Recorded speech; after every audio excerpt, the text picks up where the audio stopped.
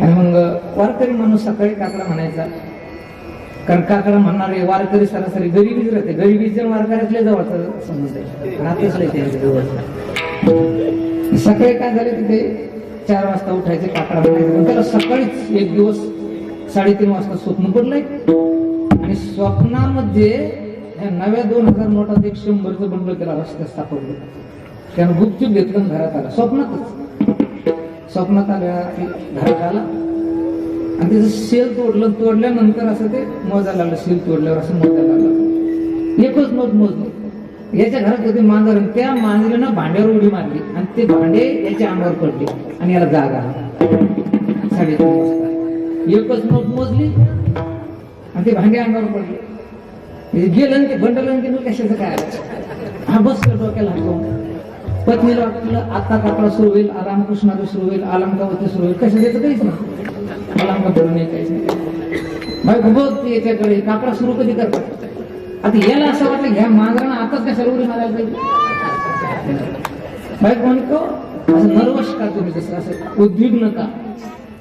त्यानं सांगितलं अहो ते 2,000 नोटाचं 100चं बंडल मला ते मिळालं आणि ह्या मांजरीला एरवी कधी उड्या मारित नाही, आताच उड्या मारायला काय रोग आला पैसे. तिनं उडी मारली, ते भांडी अंगावर पडले आणि गेले ना ते पैसे. 2 लाख रुपये गेले ना. त्यांचीच बायको होती, ते दुसरे नव्हते. ते म्हणजे तुम्ही वेळे म्हणे सापडल्या बरोबर माझ्याकडे दिले असते तर कशाने दिले असते. बाई स्वप्नातले पैसे देता येत नाही इकडे तिकडे. तू येडे काय, स्वप्नातले पदार्थ इकडे तिकडे देता येत.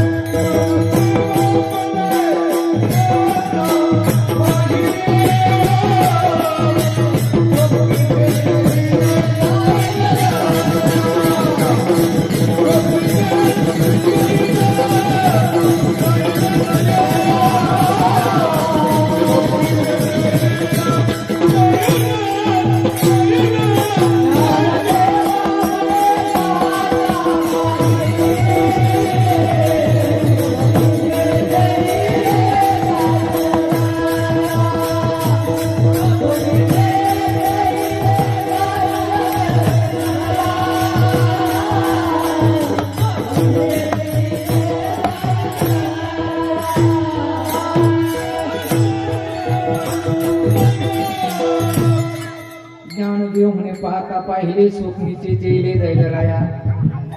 स्वप्नातील पदार्थ जागृतीत कामाला येते. बरं, जागृतीतील पदार्थ स्वप्नात कामाला येते का? नाही येत. जागृतीतील स्वप्नातले पदार्थ गाळ झोपेत कामाला येते का? नाही. मग पदार्थ कामाला येते का? नाही. जागृतीत तुम्ही आहे, स्वप्नात तुम्ही आहे, झोपेतही तुम्ही आहे. म्हणजे सुख कधी मध्ये आहे का सदैव आहे? सदैव आहे. मग सदैव सुख स्वरूप असताना मला सुख मिळावं याच्यासाठी विषय संपादन करणे. पाण्याला मोठी लागली तहान. आणि पुन्हा एक महाराजांनी नवल अभंगाच्या 2ऱ्या चरणामध्ये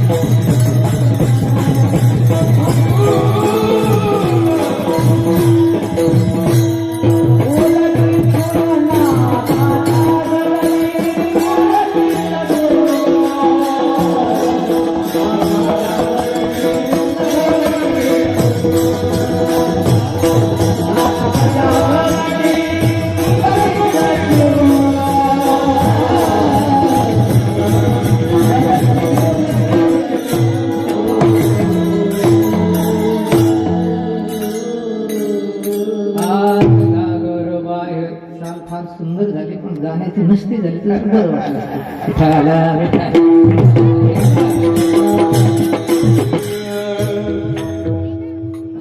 आत घागर बाहेर पाणी, पाण्याला पाणी आले मिळवणी.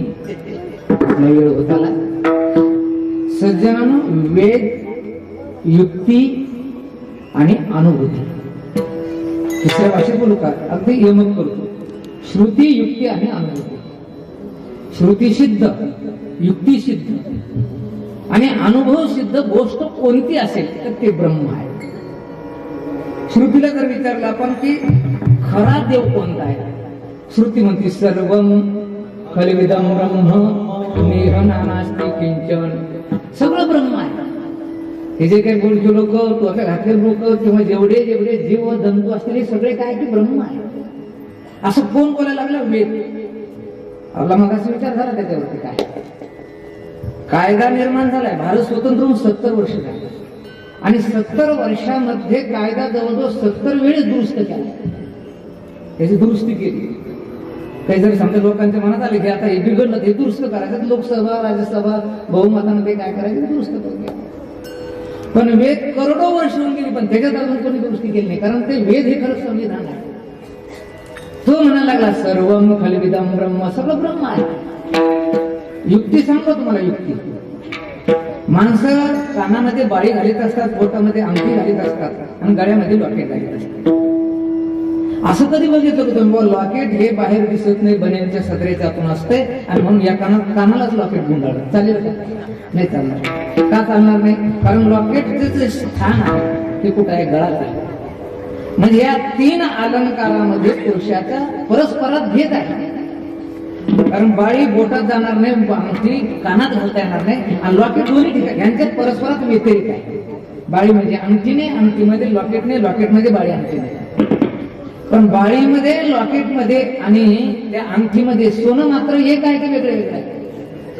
बाळीमध्ये सोनं, अंगठीमध्ये सोनं, लॉकेटमध्ये सुद्धा काय की सोनं. तर माझं बोलणं चुकलं. बाळीमध्ये सोनं, अंगठीमध्ये सोनं, लॉकेटमध्ये सोनं नाही, सोन्याची तिन्ही.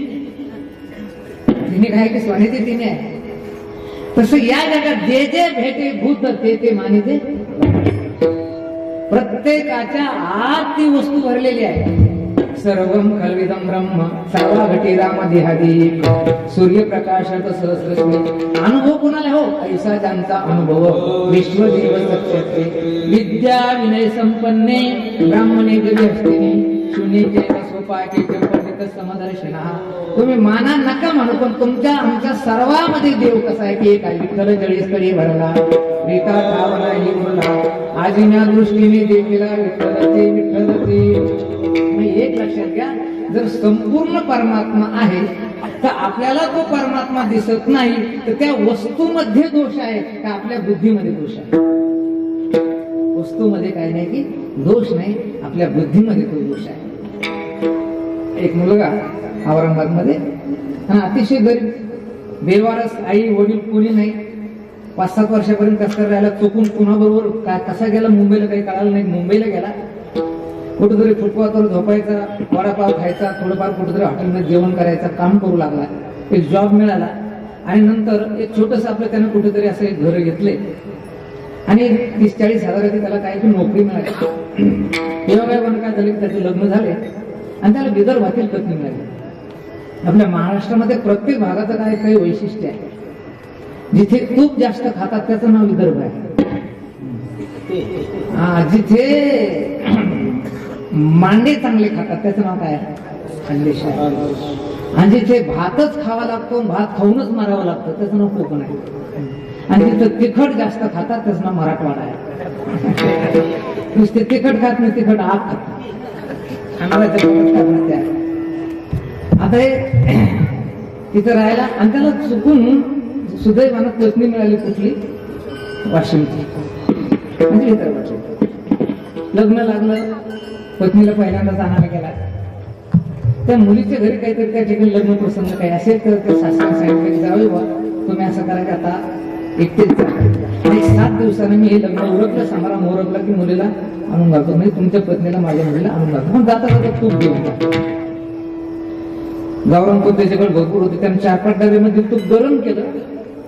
आता ज्याला फुटपाटवर झोपायचं, ज्याला वडापाव खायचा, त्याला गावरान तूप माहितीच नाही. आणि मग सासऱ्याने ह्याच्यात एकत या डब्यातलं थोडं त्या डब्यातील थोडं असं 5 किलो तूप एका डब्यामध्ये त्याला त्या ठिकाणी पातळ करून दिलं. डबा चांगला झाकण वगैरे लावलं, त्याचं कुलूप लावले. सांगितलं की जवळ फक्त जाताना एसटी मध्ये बसला तर थोडं ध्यान ठेवा. योगा बसा. त्याला त्या दिवशी माहीत झालं की याला गावरान तूप म्हणतात. त्याचा सुगंध येऊ लागला. जे पातळ पिवळं त्याचं नाव गावरान तूप.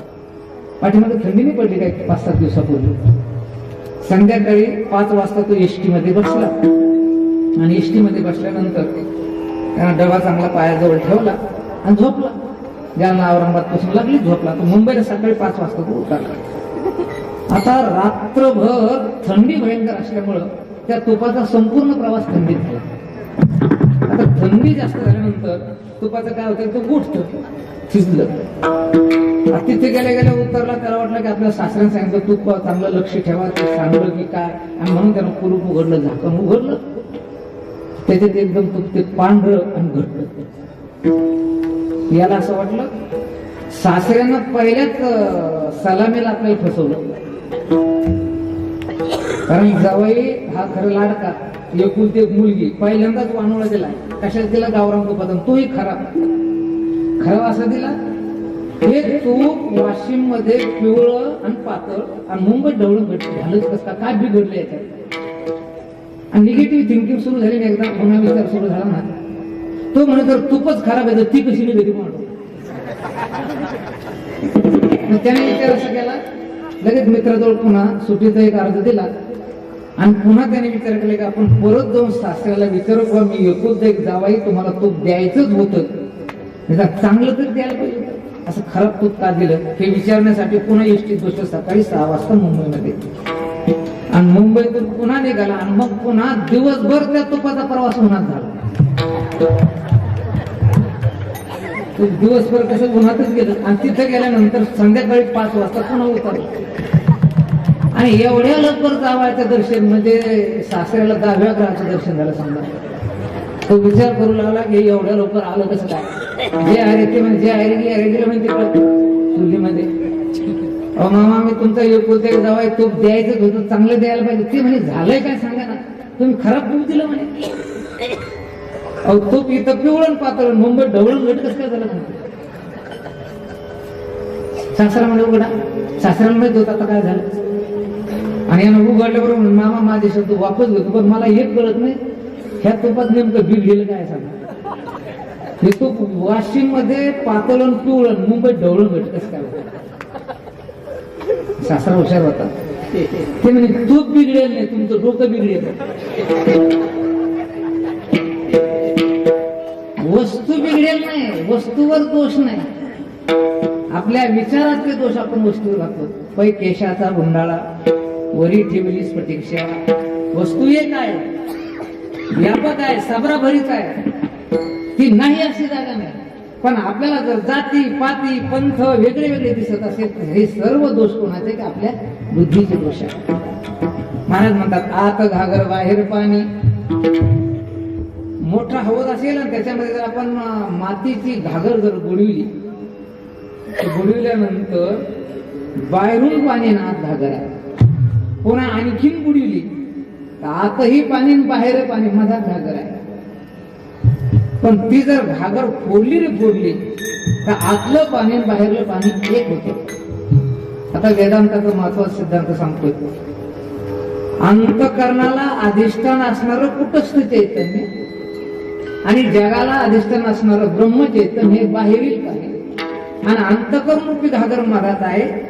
श्री हरी गुरु कृपेने त्या अंतःकरण रूपी घागरीचा बाग झाला रे झाला तर आत हरी बाहेर हरी, हरी रे घरी अद्वैत म्हणून आत घागर बाहेर पाणी, पाण्याला पाणी आले मिळवणी. आजी मी एक नवल देखील वळचणीचे पाणी आऱ्याला लागले. महाराज म्हणतात मी एक नवल पाहिलं, वळचणीचं पाणी कुठे गेले आऱ्याला. आता वळचण आढ जे शहरात कळतं नाही, खोपी करायची असेल तर वर आढ असते, खाली काय की त्या ठिकाणी वळचण असते. मी अगोदर ओळी बोललो म्हणती संसारी जन्मी जे काही लोक या ठिकाणी मस्त लागले, त्या ठिकाणी मोठे पण जातात. काय अमुक अमुक खासदारांना आमदारांना आम्हाला गट्टू बसून दिले. गट्टू कळते तुम्हाला? गट्टू paver block, Italian paver block बसून दिले.